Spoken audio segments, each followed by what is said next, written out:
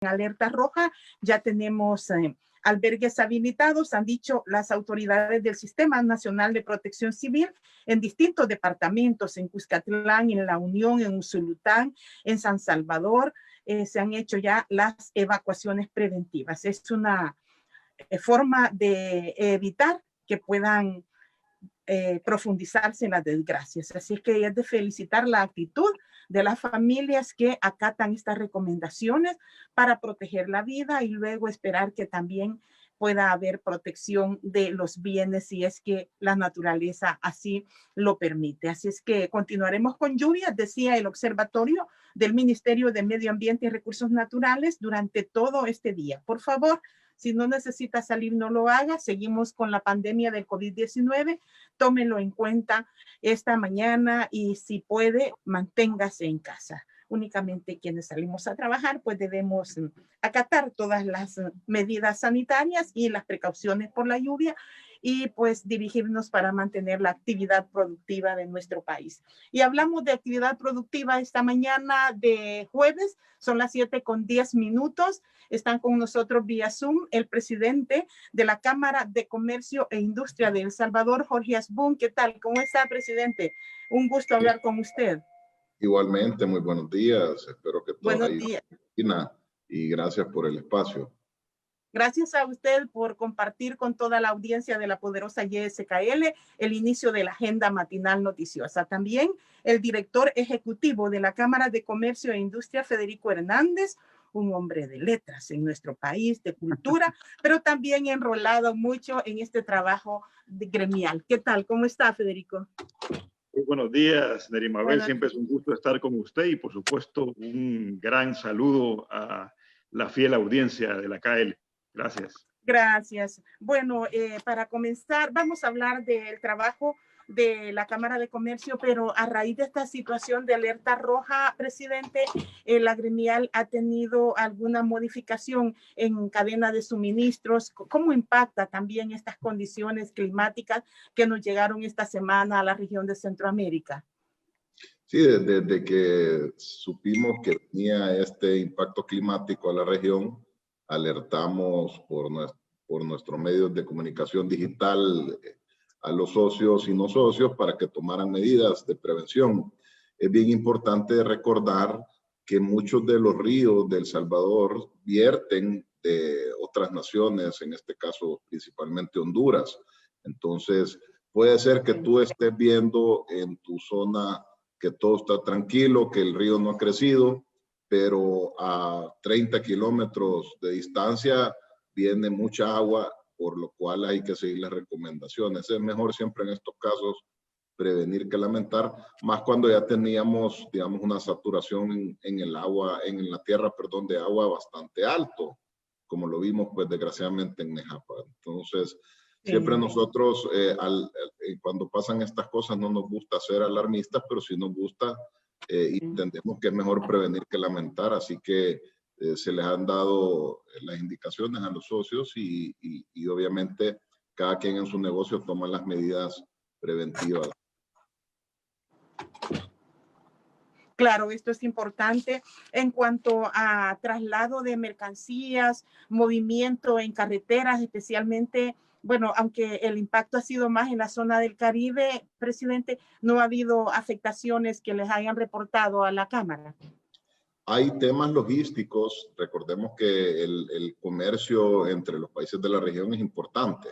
Entonces hay temas logísticos que están siendo afectados temporalmente, pero creemos que ya las siguientes semanas se retomen.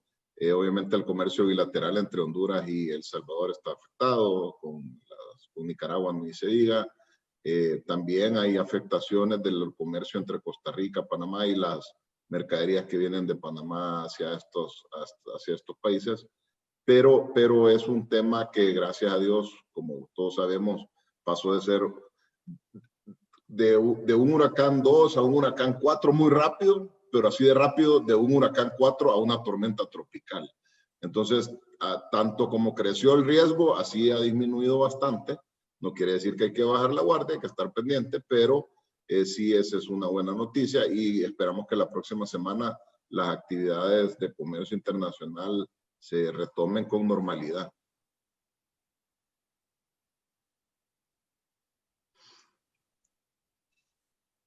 No le escucho. No le escucho, creo que está ahí en...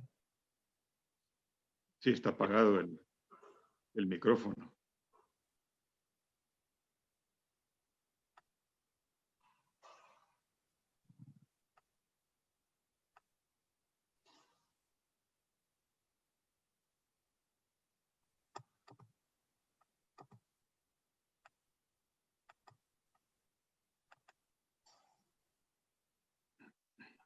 Bueno, ¿y tú, Federico, qué pensás de ese tema?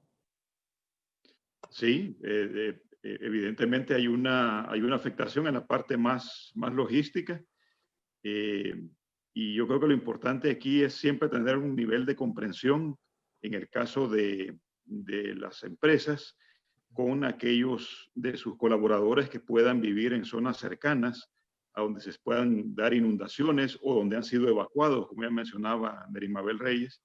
Y creo que eso ayuda mucho, ese nivel de comprensión que pueda tener el dueño de la empresa para evitar más problemas, digamos, a sus colaboradores, ¿verdad? Y es lo que nosotros hemos insistido, digamos, en estos días con los socios, y desde luego esa comprensión siempre se da cada vez que aparece una situación como esta. Completamente de acuerdo. Completamente. Así es. Ahora sí me escuchan. Sí, Nerimabel. Ok, perfecto. Disculpas, aquí ya llegó Iván Flores para hacer los ajustes técnicos y tecnológicos necesarios. Qué bueno, y pues eso es lo que se espera, toda la comprensión de parte de la administración de las distintas industrias, comercio, servicio, y ojalá que ya hoy que es una depresión tropical, las condiciones pues puedan ir paulatinamente mejorando. Hablemos, entrando ya en la materia del trabajo de la Cámara de Comercio e Industria, Federico. Se hizo una nueva encuesta. Nosotros en medio de esta alerta roja tenemos la pandemia del COVID-19. Hemos estado en este ambiente desde marzo de este año. ¿Qué hay de los resultados de estas encuestas? ¿Cómo suministran ustedes estos resultados para ir como, digamos, atendiendo aquellos rubros que son necesarios y que puede recibir un estímulo a través de lo que la Cámara de Comercio pueda hacer con base a los resultados de la encuesta que llevaron a cabo? Bueno, la verdad, Nerimabel, es que cuando en febrero de este año asumió la presidencia de la Cámara el ingeniero Jorge Andrés Asbun, creo que nunca se esperó, Jorge, que le iba a tocar liderar la Cámara en medio de una crisis sin precedentes como esta. Y la junta directiva, presidida por él, tomó la decisión acertada de hacer una serie de encuestas desde el momento casi mismo en que comenzó la crisis, ¿verdad? La primera encuesta la hicimos en marzo, la siguiente en abril, luego hicimos otra en junio, y así hasta llegar a esta que es la quinta encuesta.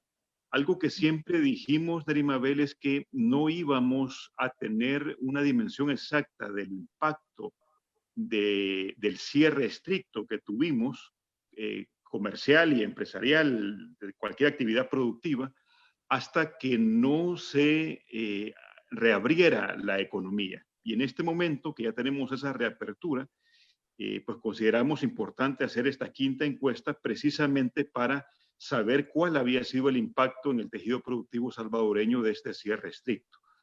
En total, Nerimabel, son 717 empresas las que en menos de 10 días contestaron nuestra encuesta entre el 9 y el 21 de octubre, o sea que los datos que les voy a ofrecer hoy a usted y a su audiencia son datos muy frescos, muy recientes, y lo que demuestran es, primero, que no está operando todavía al 100% la economía, ¿verdad? Todavía hay un porcentaje de empresas que no han podido abrir por diferentes razones.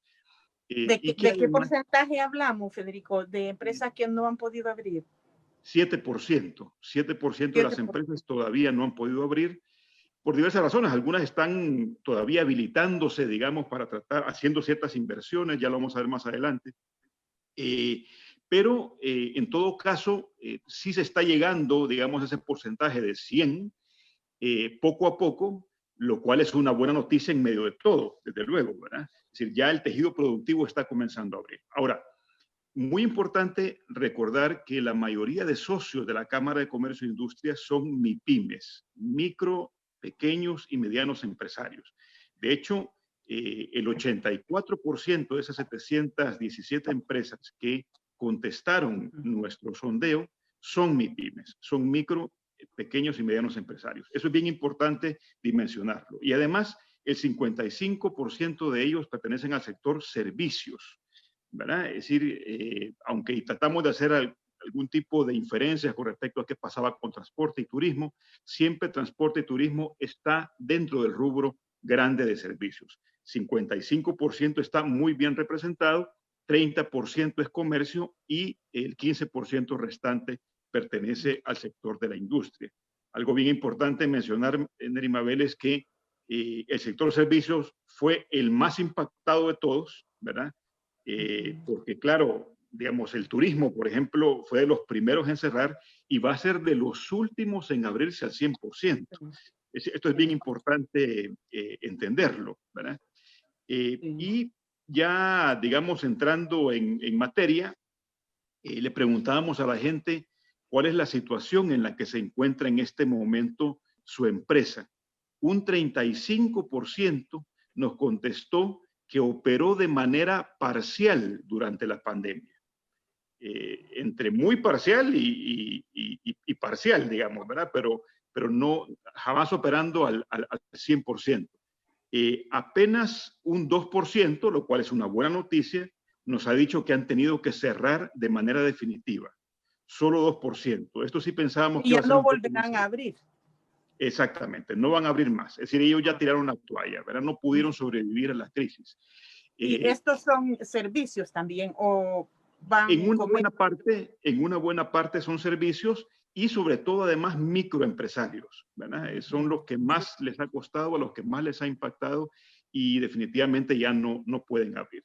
Ahora, entre estos dos extremos, aquellos que lograron operar de manera parcial y los que definitivamente tuvieron que cerrar, tenemos a un 17% que abrió a partir del 24 de agosto y un 14% que abrió a partir del 16 de junio, que es la primera fase, digamos, de la reapertura, ¿verdad? Entonces, unos a partir de junio y otros a partir de agosto. Y luego ese 7% que hablábamos recién, que no ha podido abrir todavía. No ha podido, sí. Exactamente. Sí. Vamos a ir a una pausa y cuando regresemos, el presidente de la Cámara de Comercio nos hará también el análisis sobre lo que dice este 15% del sector de la industria, porque la industria, de acuerdo a los registros que presentaba el Banco Central de Reserva, es uno de los rubros que más ha dinamizado la economía pese a esta pandemia que tiene un severo impacto en nuestra productividad. Son las 7 de la mañana con 22 minutos. Nuestro programa es una cortesía de Cemento Regional.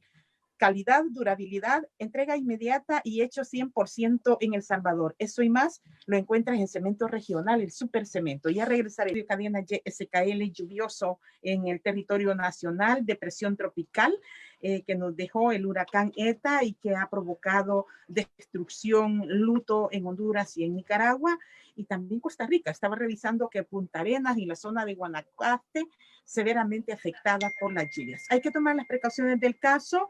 Nosotros hablamos hoy con el presidente de la Cámara de Comercio e Industria, el ingeniero Jorge Asbun, y el director ejecutivo de esta gremial, el licenciado Federico Hernández.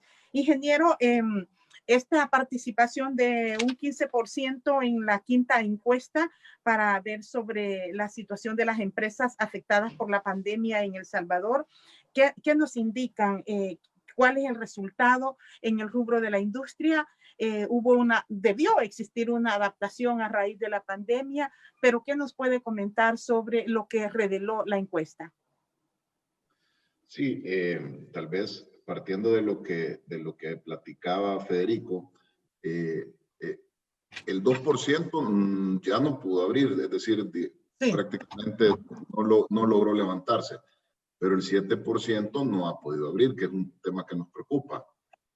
Si tú dimensionas esto en empresas, en el sector formal hay aproximadamente 30,000 negocios, el 7% más el 2% son 2,700 empresas que no han abierto a la fecha.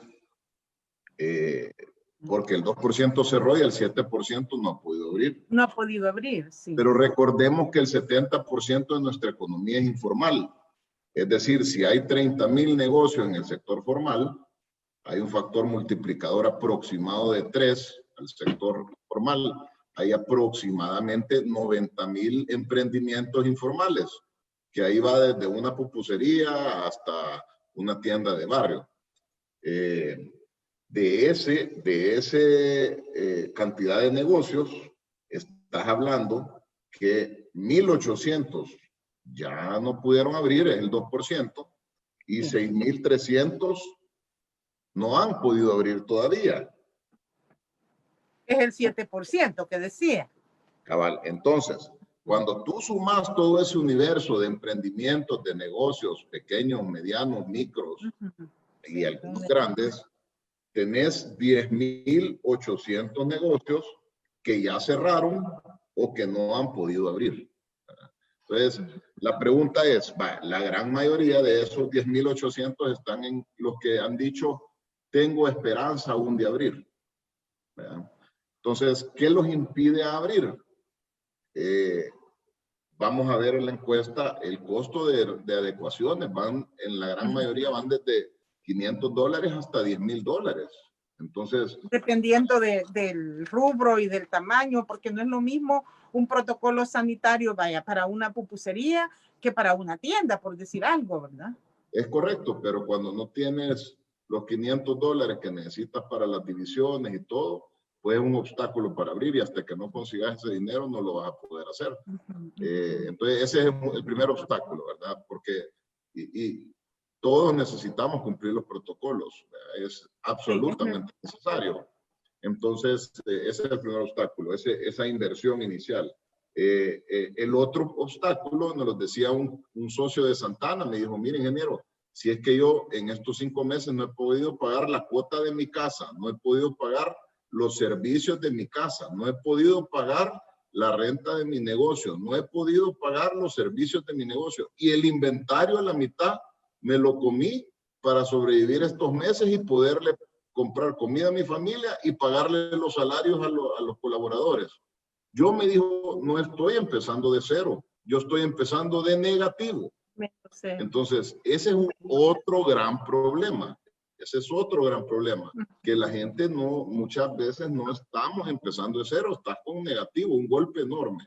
Entonces, a veces, no es que no quieran abrir el negocio, ese 7% te demuestra que hay esperanza, que pretenden, que tienen la idea de abrir el negocio, pero no pueden porque no tienen el capital de trabajo, no pueden porque no tienen el dinero para la inversión de las medidas biosanitarias. También hay negocios que no los ven viables por el tema de distanciamiento. Hay muchos negocios que por más que quieras hacer teletrabajo, invertir en tecnología, no podés hacerlo sin distanciamiento. Y si ya tú estabas al filo de la navaja con tu rentabilidad, pues es mejor cerrar esos negocios. Entonces, sí. el tema de, digamos, la nueva normalidad también ha hecho que muchos de esos 10,800 negocios cierren para siempre o ya no abran, o no abran por ahora, pues. Y la repercusión que tiene este cierre de más de 10,800 negocios en generación de fuentes de empleo. O sea, porque también, además de que la operación económicamente se paraliza, significa que hay también detrás de eso un buen número de desempleados. Es correcto, y es similar la relación. Vaya, si ahorita ya los números oficiales nos están diciendo que en el sector formal hay 50,000 empleos menos que cuando empezó la pandemia, ¿verdad? Eso es igual al sector informal, hay un factor multiplicador por 3, entonces hay 150,000 desempleados en el sector informal, más 50,000 desempleados del sector formal, hay aproximadamente 200,000 personas que han perdido sus trabajos, que obviamente laboraban muchas de ellas en estas 10,000 empresas, ¿verdad? Que no han abierto o ya no van a abrir.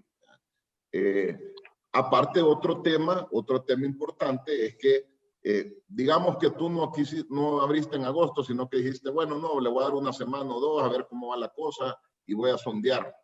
Cuando tú bajas los números de nuestra encuesta y ves que el 71% de la gente le ha bajado la venta y al 65% les ha bajado a la mitad o más. Es decir, la gente que vendía $1, hoy está vendiendo 50 centavos o 40 centavos o 30 centavos. Entonces mucha gente cuando empezó a ver esto dijo, no, yo la verdad no soy rentable operando mi negocio así. No han querido abrir.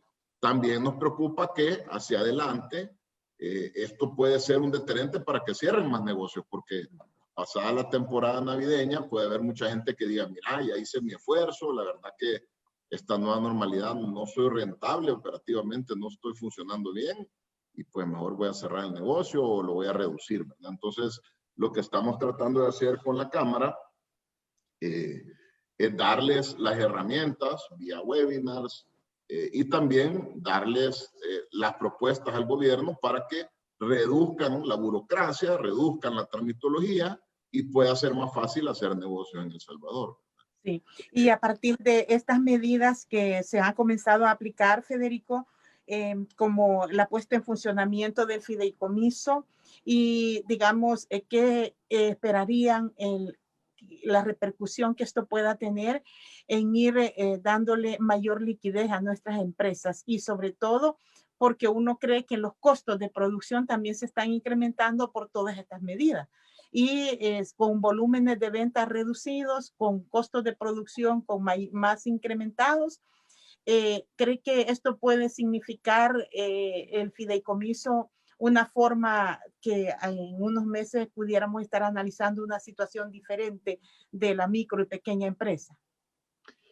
Nosotros como Cámara en Nerimabel estamos muy interesados obviamente en que el fideicomiso funcione bien. De hecho, somos parte del Comité de Veeduría Ciudadana que va a estar tratando de velar para que así sea y que el fideicomiso, el dinero que está disponible, llegue a la gente que más lo necesita. Además, en el caso particular nuestro, participamos en el diálogo con el gobierno que llevó finalmente a la conformación de este fideicomiso. Entonces estamos especialmente involucrados, digamos, en todo este proceso. Obviamente dependerá mucho de lo que haga Bandesal, de cómo esto vaya funcionando. Vamos a estar pendientes, desde luego, de que sea viable. Y desde luego, si esto es así, hay empresas que podrán salvarse precisamente porque haya un dinero que llegue para poder el empresario, sobre todo el micro y el pequeño, salvar la planilla que tiene y en algunos otros casos tener un dinero que le permita apuntalar el negocio para poder sobrevivir. Como decía el presidente de la Cámara, hay muchas empresas, sobre todo micro y pequeños empresarios, que le están apostando a la época navideña para poder más o menos resarcir un poco todo el golpe, digamos, financiero que ha tenido su negocio a raíz precisamente de la crisis de la pandemia. Si ellos no logran sobrevivir, si no logran por lo menos llegar y nivelarse con la época navideña, que es la que mejor les resulta a veces en el año a ciertos comerciantes, probablemente no sobrevivan.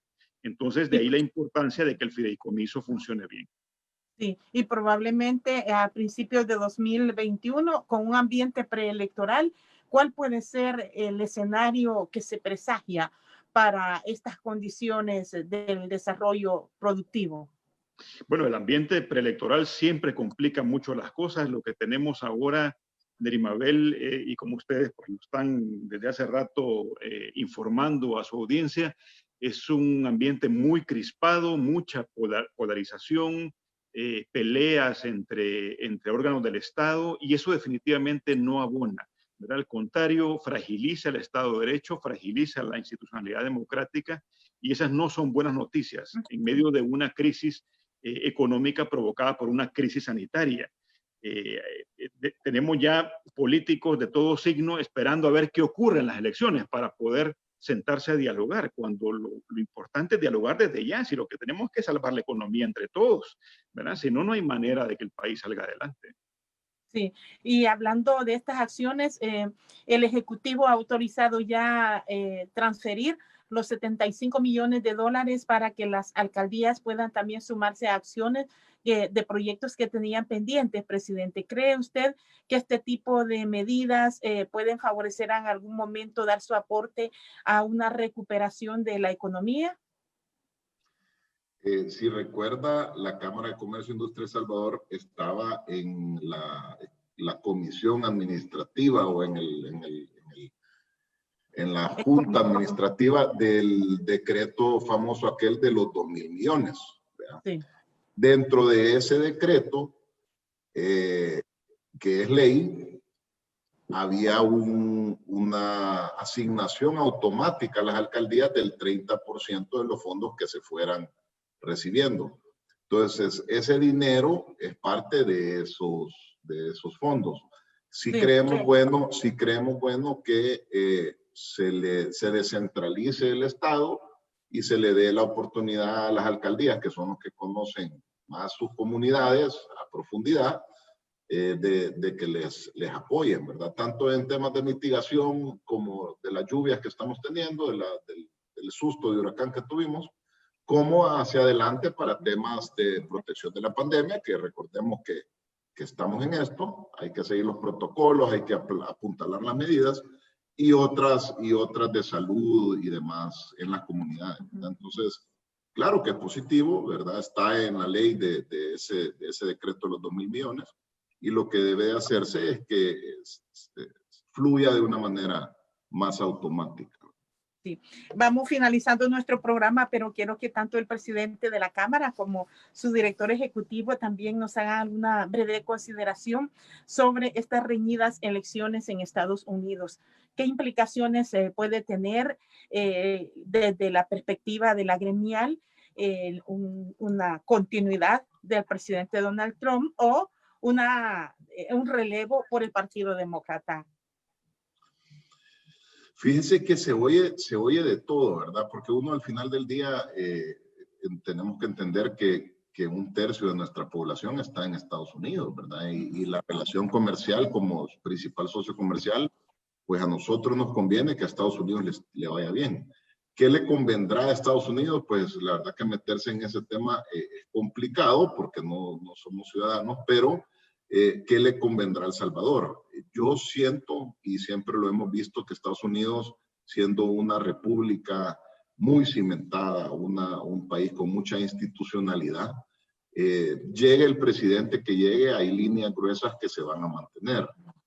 Ahí no va a llegar un presidente a cambiar el análisis de la ley, ¿verdad? No va a llegar a cambiar la Constitución, no va a llegar a cambiar la legislación a su favor, pero obviamente sí, en política exterior pues, hay diferencias de estilos. Claro. No sé si nos conviene mantener lo de Trump o lo que pueda ofrecer Biden si es que es similar a lo de Obama, pero creo que en general cualquiera de los dos, pues como siempre ha pasado en Estados Unidos, siendo una democracia muy madura, va a mantener las líneas gruesas de relaciones fraternas entre los países. Ojalá, y decía uno de los analistas en CNN, Federico, que la administración Trump se ha caracterizado por ser muy nacionalista y definía que el Partido Republicano de Estados Unidos es muy nacionalista. Dijo, renunció al multilateralismo para potenciar lo bilateral. Esto tiene que ver mucho también con los compromisos de desarrollo económico para el Triángulo Norte. ¿Cree que puede haber un reenfoque en las acciones de buscar que los países del Triángulo Norte también fortalezcan su desarrollo económico? Podría ser. De hecho, el ex vicepresidente Joe Biden ofreció directamente un paquete, digamos, para el Triángulo Norte de Centroamérica, de manera muy concreta, digamos, condicionado a la situación de cómo se desarrolle el fortalecimiento democrático en estos países, lo cual es una buena noticia. Ya incluso el embajador Johnson había tenido una participación reciente, da la impresión que por líneas directas de Washington, hablando precisamente sobre el fortalecimiento democrático en El Salvador. Esto hace, digamos, una semana y media. O sea, que da la impresión que si se continúa, digamos, la administración Trump o llega la administración Biden, da la impresión que el tema democrático va a ser importante o va a cobrar una importancia mayor, lo cual desde luego es una buena noticia para El Salvador, porque es importante que fortalezcamos la institucionalidad democrática de nuestros países en general, ¿verdad? Y desde luego creo que Estados Unidos, independientemente de quién llegue, repito, van a estar muy pendientes también de lo que ocurra con las elecciones en nuestro país. Así que, bueno, tocará todavía esperar, creo yo, en las próximas horas para saber quién gana en Estados Unidos y ver qué tipo de cambios, creo que para bien, van a haber con respecto a la política exterior norteamericana a nuestros países. Claro que sí. Muchas gracias al licenciado Federico Hernández, director ejecutivo de la Cámara de Comercio e Industria. Un gusto haber conversado con usted. Igualmente, Aníbal, siempre es un gran gusto. Saludos. También al presidente de la Cámara, el ingeniero Jorge Asbun. Gracias, ingeniero, por amanecer con la KL. Gracias a usted por la invitación, Darimabel. Aquí estamos y gracias a la audiencia por aguantarnos un ratito. Así es, estaremos pendientes de cómo vamos ya en la época navideña también. Y nosotros finalizamos Punto de Vista gracias a Cemento Regional. Calidad, durabilidad, entrega inmediata y hecho 100% en El Salvador. Eso y más lo encuentras en Cemento Regional, el Supercemento. Porque siempre